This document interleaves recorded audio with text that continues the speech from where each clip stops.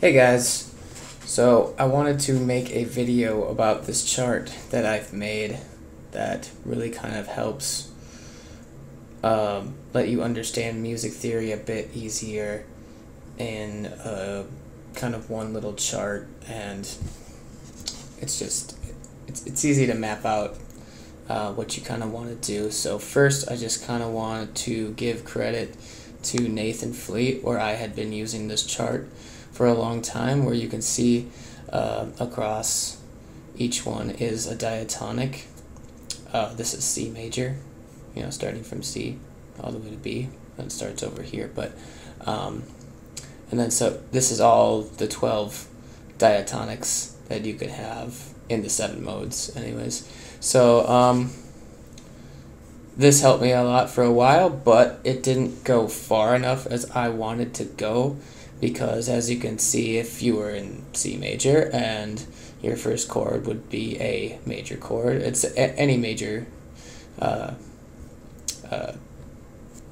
diatonic, if E major, your first chord would be a major, because it's all based off of tone, semitone intervals. So from like C to D is a tone, D to E is a tone, E to F is a tone, or a semitone, sorry. So since that's all based off of intervals, that's how you get major, minor, and you're diminished over here. But I also just saw some problems in here that I wanted to make a little better. So the difference between the letters in here and the letters that I have in my chart is that the letters in his chart go from C to B and then F to G flat, and you can see that there's flats in here and sharps in here. And the reason for that is because you don't want, traditionally you don't want the letter to be like, you don't want to have 2 of the same letters, but I changed all of mine to sharps, even though there's an F and an F sharp. I don't really care, because I want you to be able to see the similarities between them. But since his went from C to B and then F to G flat, why he did it that way is because he started at the top and went C down to B and then from F over to G flat. The way I set mine up and the reasoning, I went from C all the way to F, and it just goes from C all the way around this way. And because of that is because, well, from in the circle of fifths, your C is a perfect fifth away from G, perfect fifth all the way around, and then fourths the other way. And then since a lot of this is basic stuff that a lot of people know, but C major is the A minor scale, if you know the modes. So we'll just move over to here and I'll show you this. So this is what I put together, and these are all the 7 modes, and it's depending on where you start. If you start on C in this one, it's C major. If you start on D, it's D Dorian. A is the A minor, Aeolian. And the way that this chart is helpful is because what he had, and your first chord's a major, your second's a minor, third is a minor, and it's all because of the intervals. I have those over here too, major, minor, triad chords. But there's more chords that you can do, and I haven't found that anywhere, and I wanted to add those. So not only from the C or anywhere in this column, any of these notes in these diatonics, you can play a G major 7 or a D major 7 or any of these. And then you can just use different types of chords and then you already kind of know what they are. And even if you were to just be like, change, the third to a suspended second or a suspended fourth, you sometimes you don't just know where that is offhand. Like if I'm playing guitar and I wanted to know if I could play that in the scale, or if I just do it, I don't know what the name of it is. So when I play guitar, I don't want to just go between a major triad and a minor triad and then try to figure out if I can even play like a major 7, or if it's just a dominant 7, or if it's a minor 7. I don't know that just offhand. So if I have this chart and say I wanted to make like a more of a jazzy progression where I'm using 7ths, say I'm in the key of E minor, okay, and my first chord I'll play an E minor 7, and then my second chord I go over to C. Well, now this is a major 7, it's not a minor 7, so it's just helpful to be able to see that. And I can also just play something else too if I wanted to. There's more options for me now. So this chart isn't just always useful for progressions, but it also allows you to be able to tell where your pentatonic is in the scale, and to be aware of the 2 other notes that give you that slight emotion. So I kind of got some sounds here, which I'm going to show you. I'm going to play an A in an A minor scale, but the way that it's easy to tell, the names that are right here are all names of pentatonics. So from here it would be the major pentatonic, the neutral pentatonic, the rock, and the Scottish, and the minor. The ones with the X's, these 2 columns are the notes that aren't in any of the pentatonics. And this is really helpful, and it'll allow you to, this chart will be able to allow you to find those notes and know which one is which, because the B is a half step away from the C, and the E is a half step away from the F. So this chart will be able to tell you which one are those slight emotional type of notes.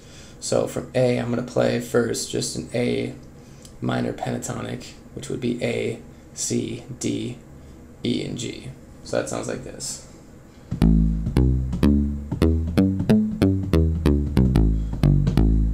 Right? Every note there is strong. That's kind of what a pentatonic is and what it's about. But now when you start adding in these other 2 notes, you start to understand the difference. So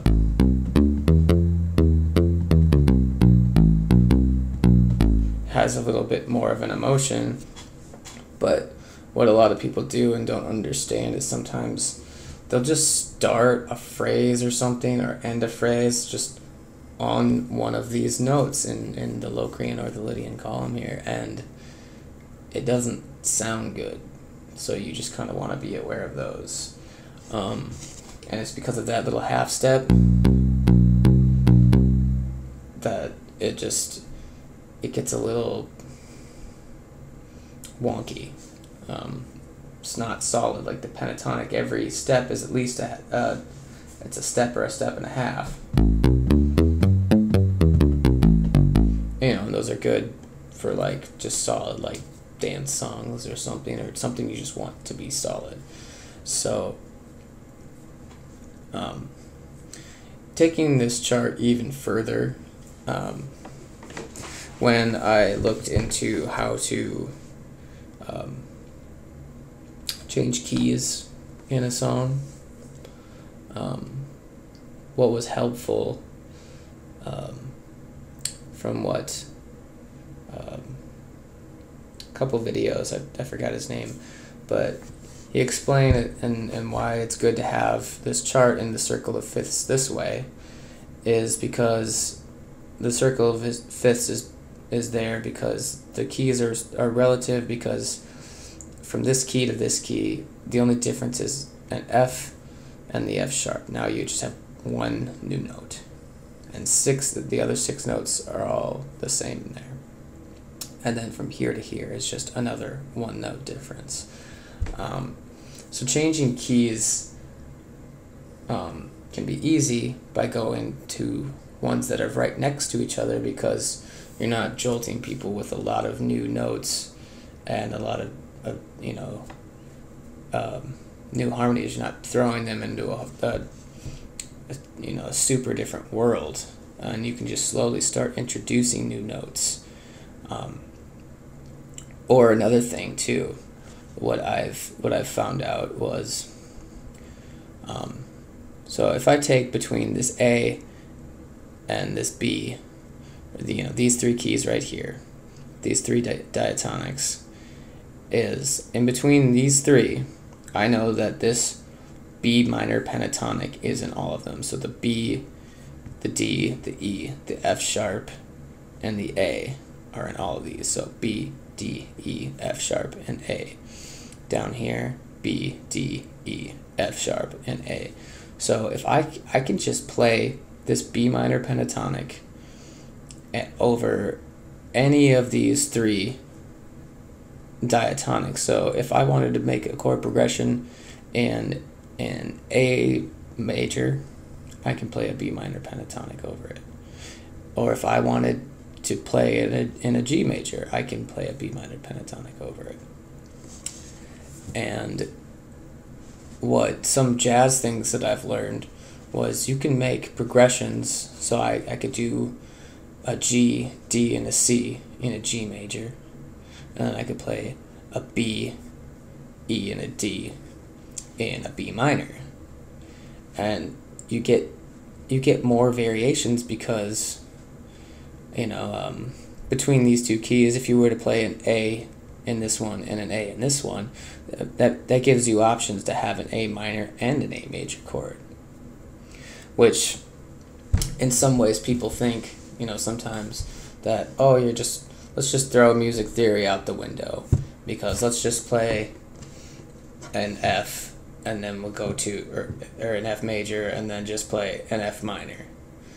Well, it sounds good because it just sounds good, and you're thinking, well, obviously they're not in the same key, so we're not using music theory. Well, it can be more extensive than that, in that, I'm just actually just changing key. And that's what you're really using. They're just kind of unaware of that. So if I was doing that where my leads were being played with a pentatonic, and I just want to play a G major 9th and then jump into an A 6 with an add 9, and jump down here and play, I have way more chord options to just play with and just have deeper harmonies and keep all my leads in harmony, and depending on where I'm at, I can add in, if I'm playing something in one of these where between these 2 there's 6 notes that are the same, I can maybe add in that G, which isn't in the pentatonic, but it's in this scale and this one. So if I was playing some chords in between these 2, I could maybe add that G in a certain spot, So really, this chart has just helped me, and I use it all the time. I don't know if it's gonna help you, but if you have any questions on it and would like to know more, I tried to explain as much as I could, but maybe I forgot something. Just message me and I'll let you know. So, thank you.